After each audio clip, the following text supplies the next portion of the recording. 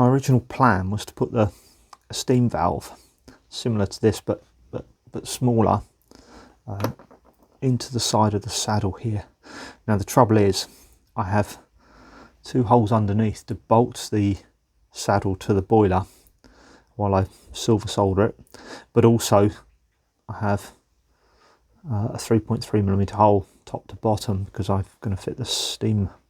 safety valve on the top, and this is the steam feed from the boiler. Now I've also got holes through this phosphor bronze so that I can bolt the cylinder onto it. Not ideal, that would have been better as one casting, but it's just too difficult to make that whole part as one.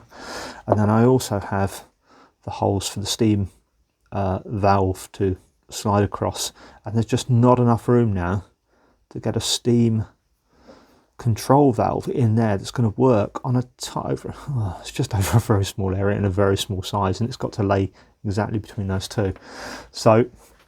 I'm going to go back to, and especially when you put this over the top, you can see there's not enough with the steam valve working area that's going to slide over those valves, and then to get a hole in there for the actual steam to come out of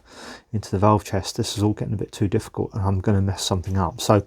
I'm going to actually run steam into the valve chest from the driver's position with a control valve at the driving end of the traction engine, and that I think will be far better.